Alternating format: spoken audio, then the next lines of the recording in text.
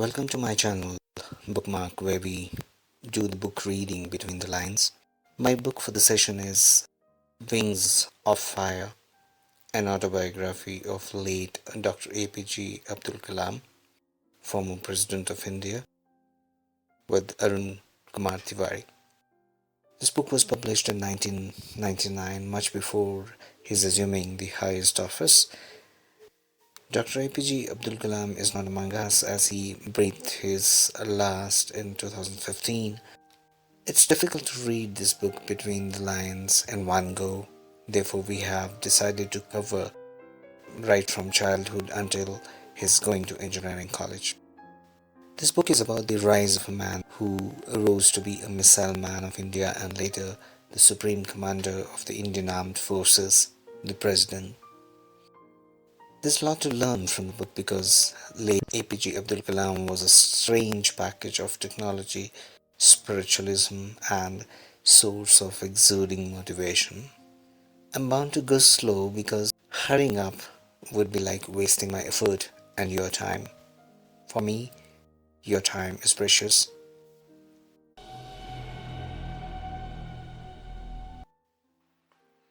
One day, when talking to Dr. APJ Abdul Kalam, I asked about penning down his recollections before they are buried under the sands of time, to which he agreed. Who was this man?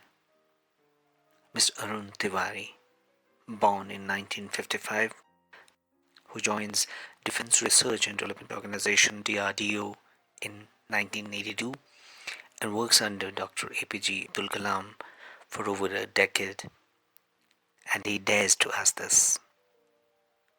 Mr. Tiwari says, writing this book has been more like a pilgrimage. This book is for the ordinary people of India because Dr. APJ Abdul Kalam considered himself an ordinary man. Each individual creature on this beautiful planet is created by God to fulfill a particular role. Whatever I have achieved in my life is through His help and an expression of His will. He showered His grace on me through some outstanding teachers and colleagues, and when I pay my tribute to these fine persons, I'm merely praising His glory. All these rockets and missiles are His work through a small person called Kalam, in order to tell the several million mass of India to never feel small and helpless.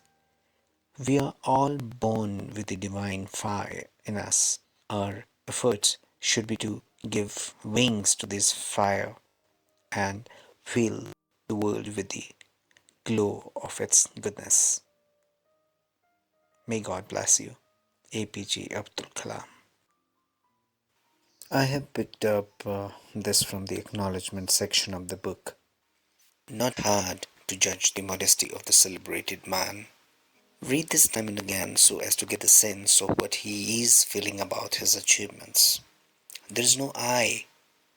I pushed the Indian missile program. I managed the whole thing. I. All that he is conveying is his gratitude to the Almighty for choosing him to do so. That's what makes him modest, so different. Let's talk about his family and roots. Dr. Kalam says that he was born to a middle class Tamil Muslim family in the island town of Rameshwaram in Madras state. His father, Zainal Abidin, had neither much formal education. He had a great innate wisdom. Dr. Kalam says that he inherited the honesty and the self-discipline from his father and goodness and the deep kindness from his mother. Dr. Kalam says that I have throughout my life tried to emulate my father in my own world of science and technology. I have endeavored to understand the fundamental truths revealed to me by my father and feel convinced that there exists divine power that can lift one up from confusion, misery, and fear and guide one to one's true place. Dr. Kalam remembers his childhood. He also remembers sitting with his mother on the floor of kitchen when she would when she would offer him a banana leaf and pour sambar, a little of rice, and a variety of homemade pickles, and a dollop of fresh coconut chutney. The high priest of Rameshwaram temple was a good friend of his father, and they used to discuss spiritual matters. He also remembers the Ahmed Jalaluddin who had become his close friend despite the difference in their age. He was about 15 years older than him and used to take him on a long walk, and they used to discuss the spiritual matters. Since his schooling had been limited, principally because of his family's circumstances, that's why probably he used to always talk about studies, persuading him, and used to enjoy his success. Another person who greatly influenced my boyhood was my first cousin, Samsudin. He was the sole distributor for a newspaper in Rameshwaram. Samsudin's newspaper agency was the one man organization catering to the reading demands of the thousand strong literate population of Rameshwaram town. The Second World War broke out in 1939 when I was 8 years old. For the reasons I've never been able to understand, there was a sudden demand for the tamarind seeds in the market, and I used to collect the seeds and sell them in the provision shop on a mosque street. A day's collection would fetch me a princely sum of 1 anna. There was a casualty in the form of suspension of the train's halt in Rameshwaram station, and this forced Samsudin to look for help and a hand to catch the bundles, and as if naturally I filled the slot, and Samsudin helped me earn my first wages. Half a year century later, I still can feel the surge of the pride in earning my own money for the first time.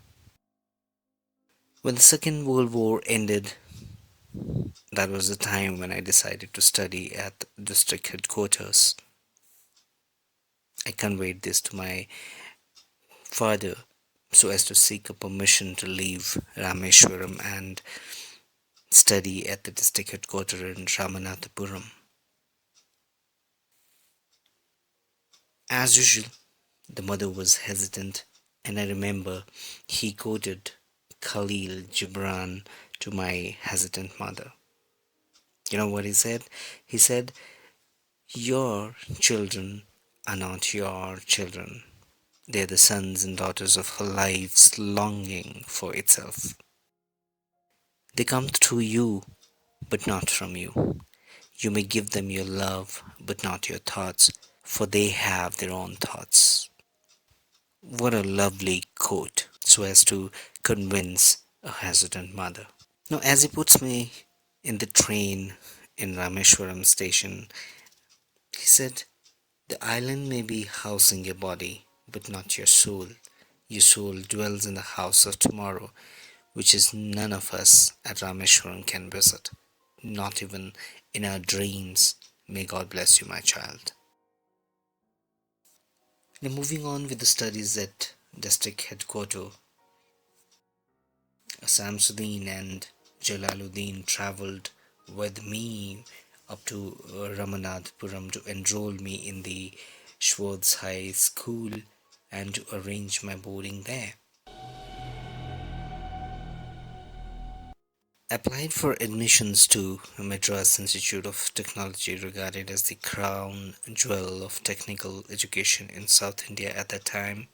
I managed to be in the list of selected candidates, but the admission to this prestigious institution was an expensive affair, and my sister Zora stood behind me, mortgaging her gold bangles and a chain. I was deeply touched by her determination to see me educated and by her faith in my abilities. I vowed to release the Bengals from the mortgage with my own earnings. The only way before me was to earn money at that point of time to study hard and get the scholarship.